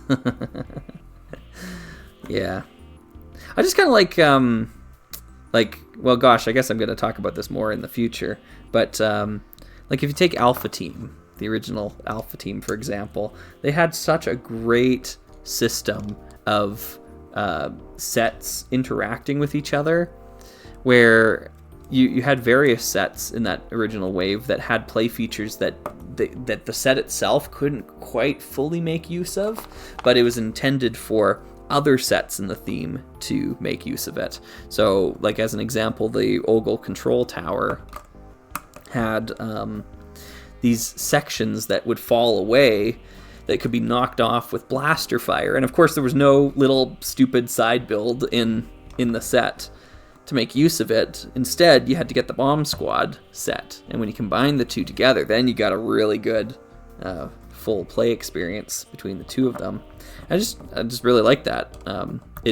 It's more satisfying as a collector, I think, to do it that way, because then you don't have standalone little things like, what do I do with this now? Like, I don't need that. And the play feature can be better realized because you have the full part inventory to pair with the other set. So maybe there is another one of these kits back here with some sort of Zammer sphere launcher. Okay, maybe there isn't. All right, so I guess, yeah, I rest my case. Because I was gonna say, like, you could have your cake and eat it too if you had some sort of play feature like this, where it requires the force of the Zammer sphere to knock that piece up there. Like, you're not going to get that same sort of force from the catapult in the previous set we built, or some other random like disc shooter. It's just not going to have enough force. You need this projectile type. But if you had a big standalone set that also had that projectile type, then I think you've got a case to be made, because then you can say, well, Slugger, if you want to get just the one set, it has its own standalone play feature that's all in one, all encompassing. And if you go the extra route and you collect the whole mega kit, you can also get this other thing that interacts with this set as well. And if that's the case, then yes, I can see the point. However, it does not look like that's the case here. It's just, this is the play feature that only works with this set and the things included within it, and that's it. Which is not great, not great. Okay, so we got some stuff here, little antenna, some stud shooters. I never had these. Are they any good? Do they do anything? Oh, yeah, that seems pretty consistent. I feel like you'd lose these studs pretty easily, but that's cool. All right. Oh, yeah, good use of the inverted slope. There's a little hole there for the gun to fit. Nice. Gonna put another little castle bit on top here. There we go. And oh, the red axles are for it to lock into the 4 tracks. Okay, I gotcha. So this is the part that locks into this set. And it's on a hinge so you can set it up at different angles. That's cool. Cool. Let's do the next set. Here, I'm just gonna have another drink of water, actually.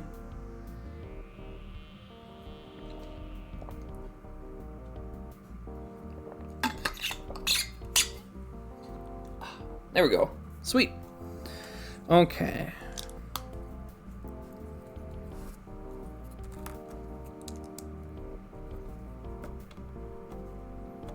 There we go. I think I can come around on the combat in a box thing. I'm still pondering on that. If it's more thoroughly thought out, because the part of it that I don't like the most is, well, I mean, besides the main build of a set suffering for the fact that you have to include some sort of side builds to go into it. The main qualm I have is that once you go through and you start collecting the set, then you get a bunch of these little flyer things, or it's a little walker or a little whatever, and they're just kind of like useless. Like, they don't really fit into the collection all that well. They're just kind of, I guess, like swarm things, and they don't match each other, that sort of thing. So yeah, like if there's forethought put into it, like say this specific side build had a connection point on it that like interlocked with like the main bad guy vehicle, and you could like get all the different side build things and clip them on it into little spots, like then it's cool, then it's awesome. But as is, it's just its own thing that uses its own type of projectile that only interacts with this one specific play feature in this one set. It's just not well thought out, in my opinion. There's not a lot of forethought put into it. But again, I get why they do it. You don't need to write me a big paragraph. But Slugger, it's for the kids. I understand. And I guess more than anything, I think it's important to always note that you're allowed to disagree with something, even if you understand why it is the way it is. Like you're still allowed not to like it, you know? Because yeah, sometimes I get a lot of that where people feel the need to explain something to me that I already know, and you know, to their credit, they don't know that I already know it. Like, that's fine, that's totally fine. But as long as it's not being used as a, well, that's why it is this way, and therefore it's good, you know, like that sort of argument. Yeah, like just explaining why something is the way it is does not mean you have to like it. Yeah. Okay, let's put the last stud shooter on here.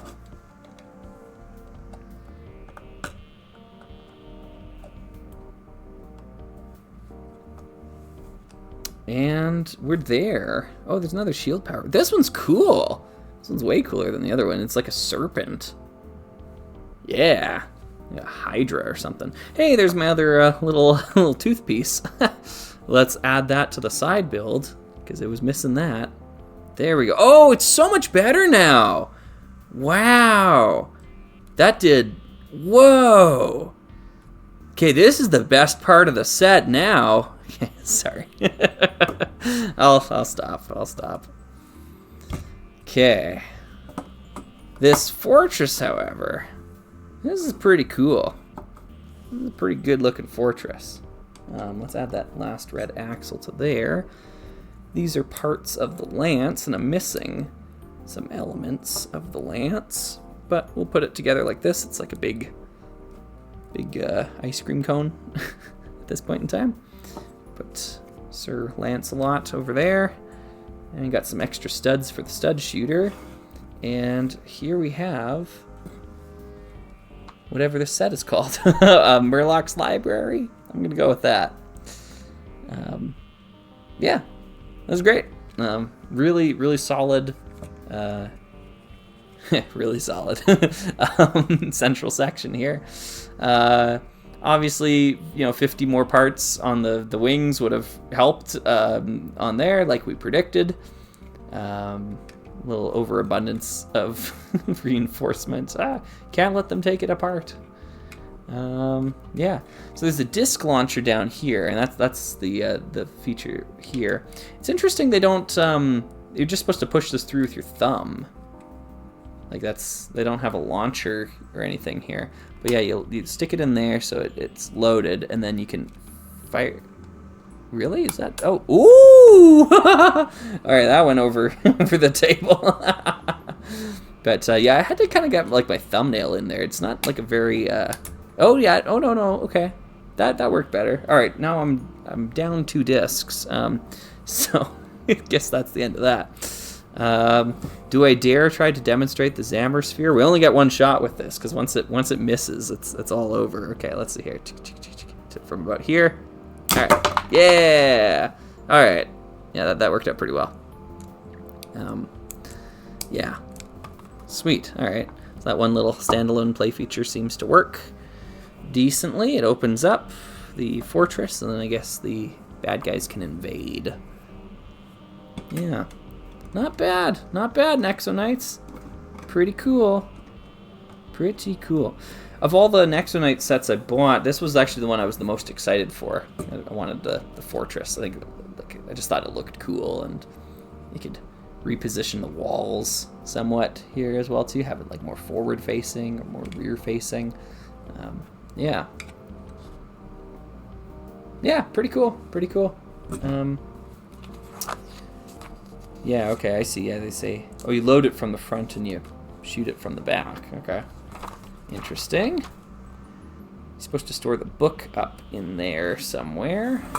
Oh, the book. Oh, they're trying to get the book out. I see. I see. So when you blow it up, the book comes out. Interesting. Interesting. All right. I getcha. And she's got like a thing. It's got like a Space Invaders on it. I don't know what's going on. I don't get it, but yeah, not too bad. Hey, Zoo. How you doing, buddy? Came back, okay. All right, cool. Yeah, and there, so it adds in with the 4 tracks, and you can make a full squared off, well, even more than a squared off castle. Yeah, looks good. Looks good in that format. More stuff with the game and the original wave of sets. We're out of here. Nice. All right, cool. I am gonna call it there for today. I know I had one more set advertised on my thumbnail and everything, but this is already running kind of long, and it's going to be a big video file as well.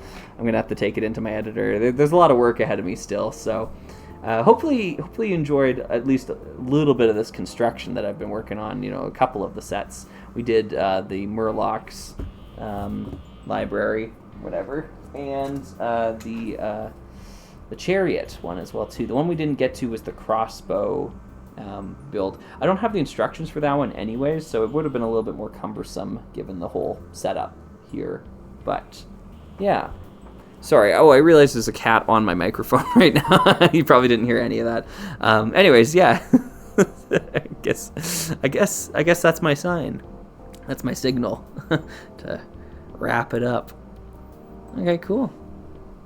Well, thank you very much for tuning in here, folks. I know this was not typical, and I probably just did a lot of yammering about things that no one wanted to hear me yammer on about, but there you go. I built the sets.